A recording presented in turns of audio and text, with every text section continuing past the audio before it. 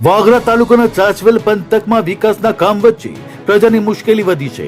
ચાચવેલથી દહેજ જતા મુખ્ય માર્ગ પર પાલડી ગામ નજીક નવા બ્રિજનું કામ ચાલી રહ્યું છે, જેના પગલે માર્ગ બંધ કરી દેવાતા સ્થાનિકોમાં ભારે રોષ ફાટી નીકળ્યો છે। ગ્રામજનોનો આક્ષેપ છે કે માર્ગ બંધ કરતા પહેલા યોગ્ય પૂર્વ સૂચના કે અસરકારક વૈકલ્પિક વ્યવસ્થા કરવામાં આવી નથી। પરિણામે નોકરિયાતો, વિદ્યાર્થીઓ, વેપારીઓ, ખેડૂતો અને વાહન ચાલકો ભારે હાલાકી ભોગવી રહ્યા છે।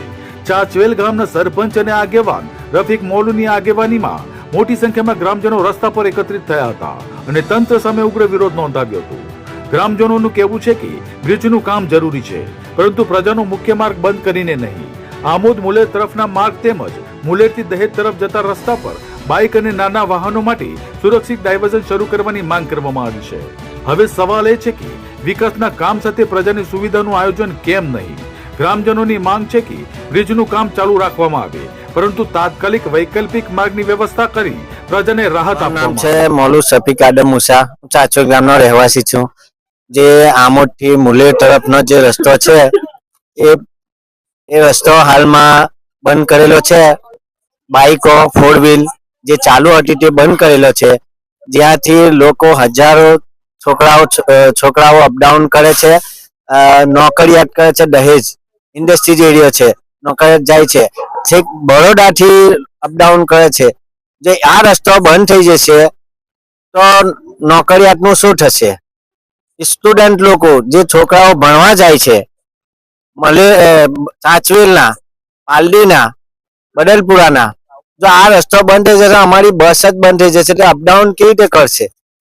તો સરકારને હું આ મીડિયાના માધ્યમથી એટલું જણાવવા માંગુ છું કે આ રસ્તો કાયમ માટે 4 વ્હીલો અને સ્કૂટર, બાઇક માટે ચાલુ રાખે, મારી એટલી નમ્ર અરજ છે। અને આજે આ રસ્તો છે ચાચવેલ થી બદલપુરા, એ રસ્તો છે તદ્દન ખલાસ થઈ ગયેલો છે કે જ્યાં 4 વ્હીલ તો શું સ્કૂટર જાય એવો રસ્તો નથી। આ રસ્તો બંધ થઈ ગયો, આ રસ્તો બંધ થઈ ગયો તો આમાં ચાચવેલ, બદલપુરા અને પાલડીના લોકોને જવું તો ક્યાં જવું, ક્યાં લઈને જવું? હેવી સાધનો જાય છે તો આ રસ્તો 20 ટનની કેપેસિટી વાળો છે, જ્યાં 60 ટન, 80 ટનના સાધનો જાય છે। આ રસ્તો જો તંત્ર, કલેક્ટર સાહેબ, મામલતદાર સાહેબ જો એની વિઝિટ કરે તો આ રસ્તો એમને ખબર પડે કે આ રસ્તો તદ્દન જ બંધ થઈ જાય એવો છે। તો પછી એને કરવું હું આ સાધનો, હું તો કહું કે હેવી સાધનો જે છે આમોદથી વાગરા, કેરવાય, આ તો દહેજ, ભરૂચ બાયપાસ થઈને દહેજ જાય, અમે એટલી નમ્ર અરજ કરીએ છીએ કે આ રસ્તો હેવી સાધનો માટે આમોદથી ભરૂચ તરફ લઈ જાય અને ત્યાં ડાયવર્ઝન આપે, એટલી અમારી નમ્ર અરજ છે સરકાર।